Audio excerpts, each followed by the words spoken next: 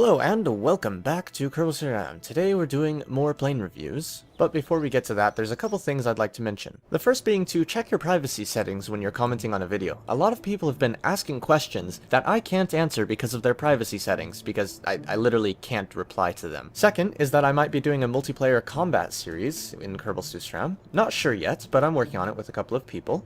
And, oh yeah, I've been programming a silly little thing for Computercraft in Minecraft, and another silly little Lua program thing, so, those might be interesting. I might be making videos of those soon. I'm not sure at the time being. This has a lot of Z fighting, which I immediately am upset with. This is by Soundwave, by the way. This is an A-18 Hornet, as you might have noticed up here by the fact that it says that. Of course, it's by the McDonnell Douglas company. If I stay still, the Z fighting stops. Yeah. So you might remember I made an FA-18 recently. It was actually before seeing this one. And I'd say he captures the FA-18, the original FA-18, really nicely. I made more of a FA-18 Super Hornet, which is a bit different. I should have probably made the tailplane a bit more like his tailplane. I'm not sure. Yeah, maybe.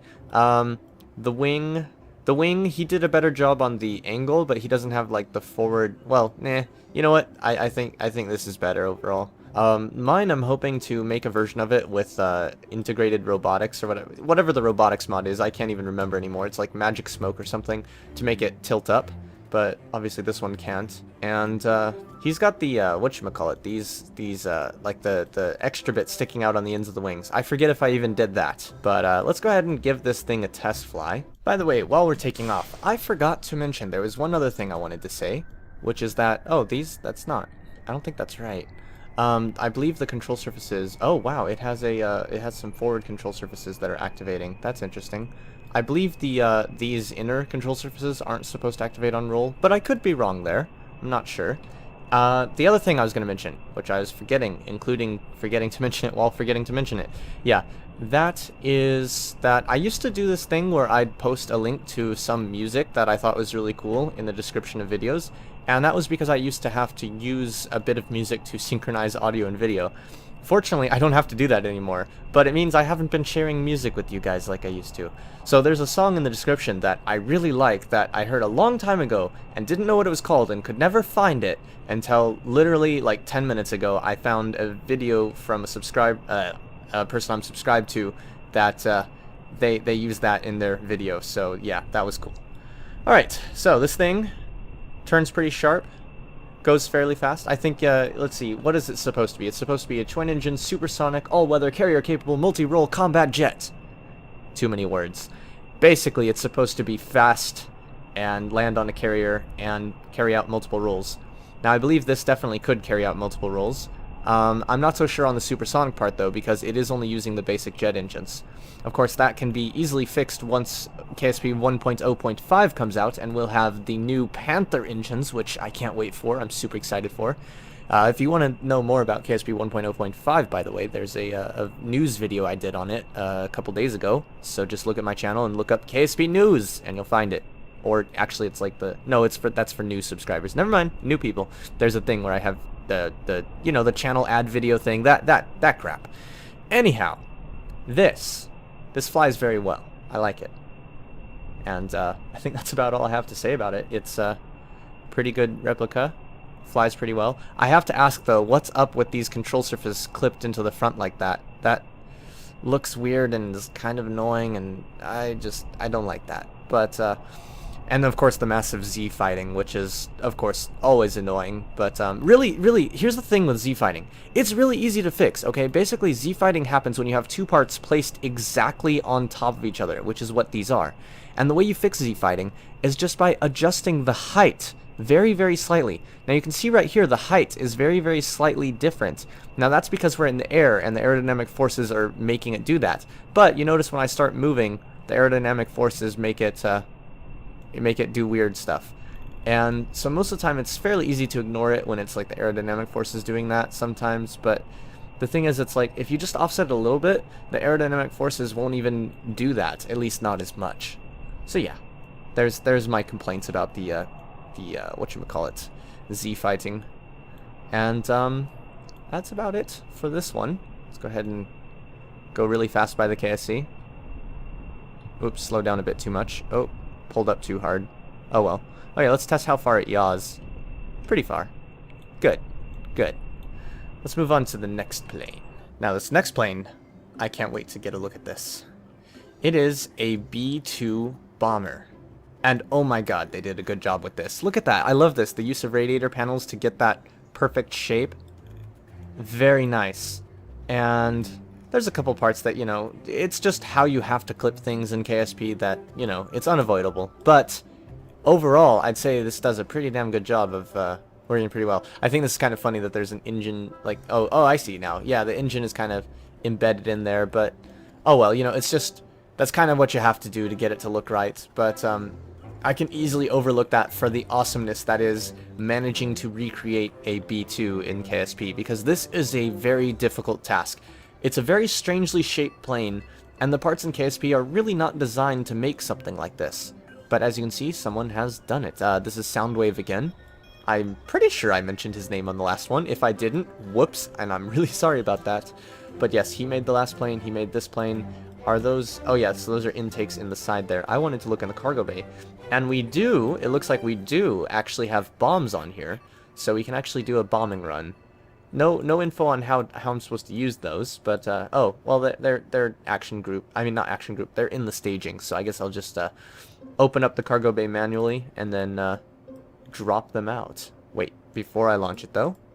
Alright, so, you might be wondering what makes the B-2 have such an interesting shape. Also, I love what you did with the landing gear, except for the part that it clips, but I can ignore that, especially because I can't actually see that right now. Ooh, yeah, the engine effects. I kind of forgot those are there. It's been just a little bit since I've played KSP, just long enough for me to completely forget certain aspects of the game. Also, I wonder if he has any, like, secret hidden vertical stabilization in here. Well, anyhow, so the B-2, it is designed this way to be stealthy. It's a stealth bomber. It's a long-range stealth bomber. Let's see, capable of all altitude attack missions up to 50,000 feet. 15,000 meters. Okay, wait, yeah, sorry. My brain got a little distracted there. And with a range of more than 6,000 nautical miles. It's 11 kilometers. Or 11,000 kilometers, excuse me. God damn it, brain. Sorry, I'm not awake very well. And then it can almost double that range if you refuel it in midair. But yeah, this was developed a long time ago. A long time ago, when was it developed? I'm sure it's in here somewhere. It's basically designed to sneakily go up somewhere and drop nukes on you. I mean, it can drop conventional bombs too, but, you know, nukes, yeah. It's a scary plane. JDAMs, okay, JDAMs, that's a BD Armory thing, so, you know, this thing can carry JDAMs. Well, of course it can. A lot of things can, but, I mean, it's designed to carry them if you're looking at the real thing. Anyhow, let's go ahead and open up the cargo bay and expose our payload here. We have two, they have... oh my god! Are these supposed to be, like, JDAMs? I don't know if they're supposed to be like JDAMs or like the nukes. I imagine, well, they'd have more explosive potential, I imagine, if they're supposed to be like the nukes. Let's see. 8 JDAMs or... oh no, 80 JDAMs or 16 nuclear bombs. Well, of course, KSP, the size here is, it's smaller than the real thing would be. Also, I just noticed these control surfaces, well, of course they're active. They'd have to be for us to activate them and then control them. But basically, I imagine how this is supposed to work is you do this, and then you switch to it, and now you have just enough battery and control, you can position where you're going to hit. Very cool. It's also got a little thing sticking out of the back here. That's interesting. Is that a... what is that? What part is that? I would say it's like an antenna, but it looks like a gun. But I don't know. I should probably switch back to the plane before it goes too far away. Actually, no, I don't have to, because we have longer loading range in this version of KSP. Let's just go straight down at this point. And yeah, so there's a plane, a bomb. There you go, I'll just let it fly at its own pace now. Very nice. Okay, and bombing run complete. Now we're back to the plane, and we can continue by dropping the next one, which I'll just let fall. Bye-bye. And we can turn. I can close this. If I click the right thing, I can. And we can turn around and head back to base. Although, what I'm most interested in is yawing with this thing and seeing if it loses control by side-slipping. Because that is the big danger when you don't have vertical stabilizers. And as you might have noticed, no vertical stabilizers. That said, this thing seems to be holding together quite well and not side-slipping too much. I think I'm actually going to go land it on the island runway, or at least try to, because I think that would be an interesting challenge. Stick around, because I'm going to edit that into the outro and use that for like the outro bit. Alright, next, and the last by Soundwave, is the Saab-35 Draken, which I know nothing about, but it is a Swedish fighter aircraft, manufactured by Saab, as I would expect since it's called a Saab. And it was built to replace the J-29 Tunnen, and later a fighter, later the fighter variant of something else. Okay, well, I don't know. And it's very interesting. That is weird. Like, the shape of it is just, it's just funny. Apparently it's the first fully supersonic aircraft to be deployed in Western Europe, and I like how the intakes are just this weird little... Oh, cool! They used those intakes in there. That is cool. I like the way you did this, other than clipping this, but, you know, that shit happens. It always does. I always will be annoyed by it, but I will always give it a pass as well. Yeah, so this thing has some interesting history in it. It's one of the early jets from, you know, just when we started having jets. Well, we meaning the world when I say that. Let's see. Yeah, Sweden foresaw the need for a jet fighter that could intercept bombers at high altitude and also successfully engage fighters. Although other interceptors such as the US Air Force's F-104 Starfighter were being conceived during the same period, which looks a little well, okay, let me rephrase that.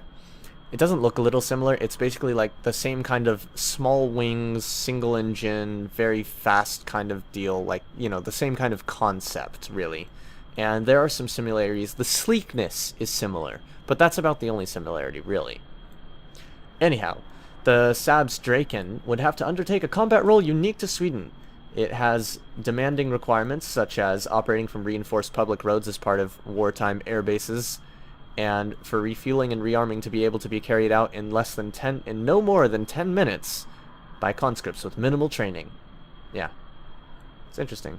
Distinctive double delta configuration. One delta wing within another larger delta. Interesting. Oh, so the outer wing is designed for giving good performance at low speeds, and the inner wing is designed for giving performance at high speeds. That's interesting. I wonder how that works. I don't know really the physics of these kinds of things. Also, normally I'd be like maneuvering around and flying, but this thing is supposed to be designed for speed and range, and so I'm just flying out and fast. I think these are not fuel tanks, actually. These are just regular tanks. That makes me sad. I mean, not regular tanks, but not tanks at all. In fact, it looks like we have a single fuel tank. So this thing can get up to some speed, but it has a very, very limited flight time, which is not like the real thing. I imagine the real thing has a fairly good flight time because it's supposed to be an interceptor, meaning it's supposed to go very fast out somewhere to attack something and then come back. Although I can imagine you wanting to go very quickly out somewhere, attack something, and come back, and not having a particularly long flight time. But by KSP standards, this flight time is somewhat ridiculous. I mean, we've been in the air for 2 minutes. Well, not in the air for 2 minutes, but we've been in around 2 minutes, and this thing's already about to run out of fuel. But let's go ahead and, before we completely run out of fuel, test the maneuverability at speed. Not the most maneuverable thing, but I could see this dodging some surface-to-air missiles, although that's not what it's designed for. That's what I immediately think of with BD Armory. No, it's designed to intercept bombers and also be able to take on fighters. I think it could do alright, although I'm not so sure about the fighters part. And I'm going to go ahead and land this. I'm assuming that I'm going to run out of fuel before I get to landing, but it looks like we might actually be okay. Especially because I'm throttling down now to reduce speed, because we are going to be landing this. I meant to activate the air brakes when I activated the landing gear. And by air brakes, I just meant brakes, not air brakes, because this doesn't have air brakes. And that is interesting, the way this is designed. It is a very interesting plane overall. And it's also going to have the engine shut off now. I forgot what speed we took off at, so I don't remember what speed it should land at. But, oh well, we'll be fine. what I'll do is I'll just pull up right here and just kind of gently glide in the last... That made an interesting impact noise. And now we slow down. You know, eventually. Taking a little while, but, you know. That's the Saab no, not J-35 Gripen, right? I don't even remember. Yes, the Saab 35 Draken. There we go. Very nice. Alright, we're gonna have one more plane. Ooh, fancy. And then I have to go. So yeah, this one's using a mod, obviously. This is an SM-79 UA, which is, let's see, where is it? Early World War II Italian medium torpedo bomber. Interesting. I don't see a bomb on here, but that's okay. We're just going to fly it around a little bit and say what we think. I just noticed it has 3 cockpits design. Yeah, they're trying to go for the look of the thing more than the function of the thing. So it looks like it, you know, as much as they can get away with KSP parts. But it probably would not function terribly much like it. As I already said, this one is not by Soundwave, but I don't think I remembered to say that the person who made this goes by Killer D Gaming and does a YouTube channel of their own, and we're already in the air. And so I have a link I'm supposed to give you to his channel, which I will do in the description along with the links to downloads for these various planes. As I do. Very nice. This I like the propeller sounds. It's great. It's like an actual, like, that's what it sounds like. That is lovely. So yeah, this is...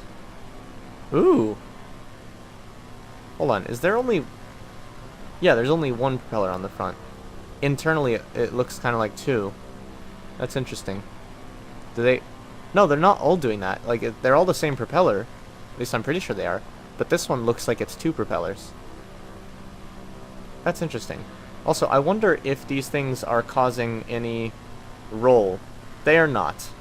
Okay, so they're not acting like real propellers. Real propellers, the torque of spinning the propeller would be torquing the plane. And now that I think about it, how come that doesn't happen in jet engines? Because they have turbines too. I don't know. That is interesting. I need to look that up or learn that somehow. But yes, flies pretty well. Does need SAS to keep it from just pitching up forever.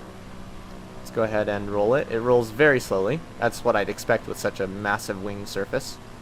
And it pulls up pretty damn hard. Like, I mean, we just spun. We just did a 180 in like 3 seconds. I don't know. Let's see. It pitches down about the same amount. Of course, you don't really want to be pitching down with the plane. The wings are very flexible. Nice. Looks like it could totally go bomb some things. Of course, you have to strap some bombs to it first, but let's go ahead and do a full 360. And that took, what, like 4 or 5 seconds? I mean, we lost speed during it, so we lost a bit of maneuverability and didn't turn quite as fast. But yeah, I think overall that went pretty well. I'm actually going to turn down the engines now, and I'm going to go land this one as well. Although this is not the best approach for a landing, I don't care right now. Actually, let's test the yaw. Yaw is pretty good. Okay. And this approach is actually quite terrible for a landing. But, oops. Like, so terrible that I almost crashed. Like, several times. Let's turn on the engines even more. And let's yaw. Slide up onto the runway. Activate the brakes. No, don't activate the brakes. Let's get it on the ground first. And turn off the engines. Bounce into the ground. In a horribly comedic way. Fortunately, this thing is fairly sturdy, so it didn't break when I did that. But the problem is that it will just keep wanting to... Let's go ahead and activate the brakes. It will keep wanting... Well, I didn't see that. I didn't foresee that happening. But, we still have an engine somewhere. Oh, the front one. The very front one. Let's go ahead and take off with just the front engine and see if it is capable of that. Because why not, now that I've broken it? As you can see, it's a bit slower now. A bit slower to get up to speed. I don't even know if it can take off, but we'll see. It probably won't take off before we get to the end of the runway, which will probably be bad for us. But, oh well. Oh, never mind, we're in the air. Okay, let's put those landing gear back out, turn off the SAS, and fall. Oh, we're stalling. It's pulling up on its own. I didn't do this. Oh, it didn't break. That's interesting. Alright, that's all for this time. Thanks for watching, and I'll see you in space.